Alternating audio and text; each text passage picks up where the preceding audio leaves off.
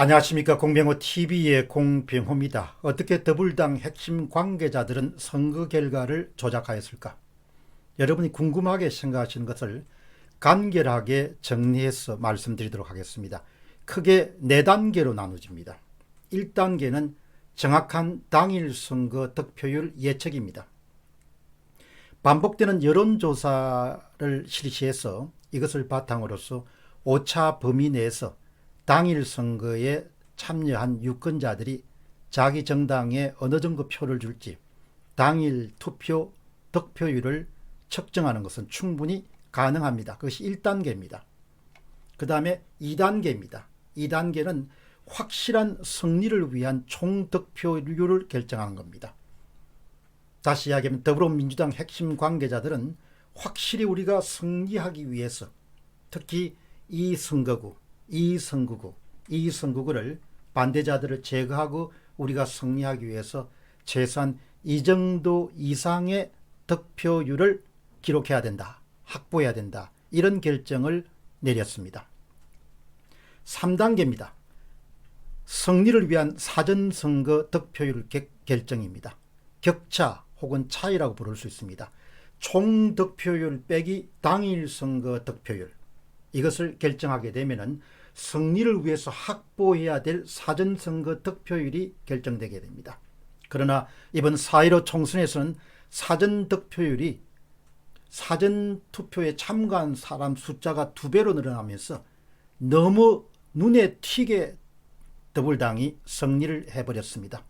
바로 그 점 때문에 승리가 확정된 날 핵심 관계자들의 얼굴이 밝지 않았다고 저는 봅니다. 4단계입니다. 사전선거 득표율 확보를 위한 방법을 선택하는 겁니다. 아주 중요한 실행 방법입니다. 요약해서 말씀드리면 2가지 방법을 조합했을 것으로 추측합니다. 바로 이 부분은 앞으로 부정선거와 관련해서 검찰 조사가 진행되면서 지금 말씀드리는 일종의 가설이 확정돼서 증명될 것으로 봅니다. 첫 번째 방법은 바실리아 TV님이 엑셀 파일을 통해서 바시아 TV 운영자인 조슈아님이 제기한 것처럼 승리를 위한 득표율을 확보하기 위해서 사용한 일종의 카운팅 조작 기법입니다. 조작값을 사용한 겁니다.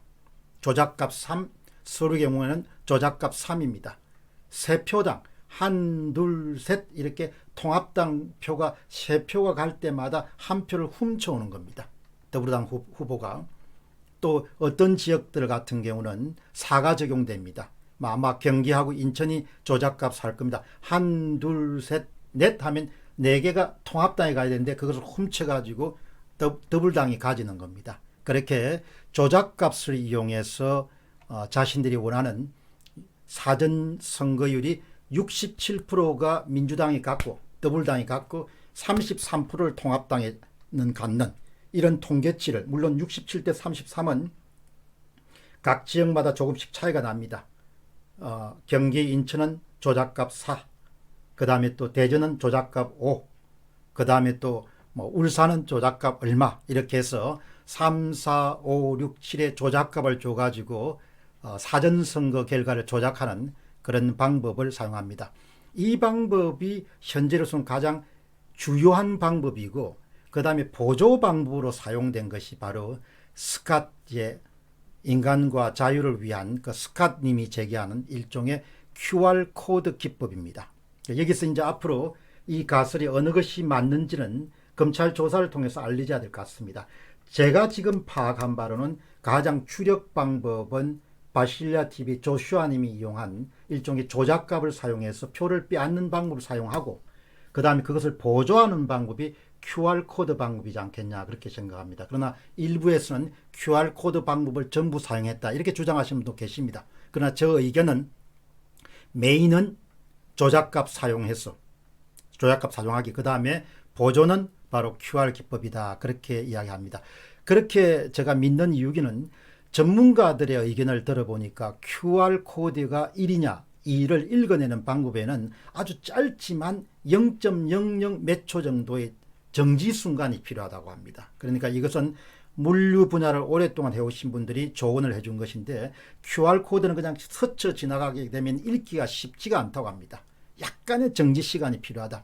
따라서 QR코드에 1번 후보, 2번 후보를 입력하였을 가능성도 있지만 오히려 QR코드는 선거 개표 과정에서 이 개표기를 통과할 때 당일 투표와 사전 투표가 막 섞여가지고 돌아가니까 사전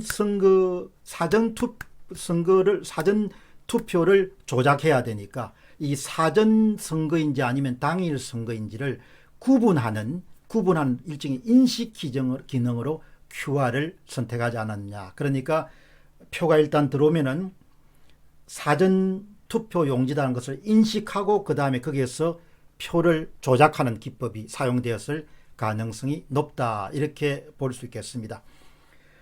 저는 현재까지는 밝혀진 바는 이와 같은 방법이 유력한데 그렇다면은 올해 1월부터 3월 사이에 그 QR코드에 500만 명이 넘는 사람들의 그런 이름부터 시작해서 전과, 병력 이런 여러 가지 이메일까지 정보를 입력할 수 있는 것은 왜 그랬을까? 그것은 아마 훗날 그 사람을 통제하기 위한 정보를 확보하기 위한 목표가 있지 않았겠느냐 그렇게 생각합니다. 특정 예를 들면은 표가 통과하는 과정에서 그 사람도 인식할 수 있지만 동시에 그 사람이 어느 당을 뽑았는지를 기계가 인식을 할 수 있는 것이죠. 그렇기 때문에 저 양당은 민주당 후보를 찍은 사람이고 그것이 만일에 특정 정당에 파악이 돼 있게 되면 또 그 정당이 오랫동안 집권할 수 있으면 반대편을 제거하거나 반대편을 혼을 낼 수 있는 그런 정보를 획득하게 되는 것이죠. 다시 이야기하면 특정 정당이 선거에서 어떤 후보를 선택하였는지에 관한 유권자의 정보를 훤히 알고 있다고 해보면 상당히 경악할 만한 그런 사실이죠. 현재로서는 가능성이 가장 높은 방법은 메인은 조작값을 부여해서 상대방으로부터 표 훔치기 방법을 사용했고 그 다음에 그것이 사전 투표냐 당일 투표냐를 인식하는 기능으로 보조 기능으로 QR 코드가 사용되지 않았냐 그런 생각을 하게 됩니다. 사전 선거를 조작해서 자신들이 원하는 결과를 얻어내는 방법은 추후에 검찰 조사에서 아마 구체적인 방법이 나올 것으로 봅니다. 표 훔치기 방법, 조작값 사용 방법을 통해서 사전 선거 결과를 조작하고 또 이것을 통해서 압도적인 승리를 거두고 또 QR코드를 이용해서 비밀선거 규정을 위반하고 특히 중국이란 외세를 한국 선거전에 끌어들인 것 등은 정말 양식 있는 이 땅의 보통 시민으로서는 용서하기가 어려운 부분입니다.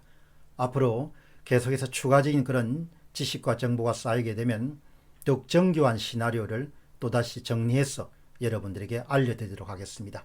공병호TV의 공병호였습니다. 감사합니다.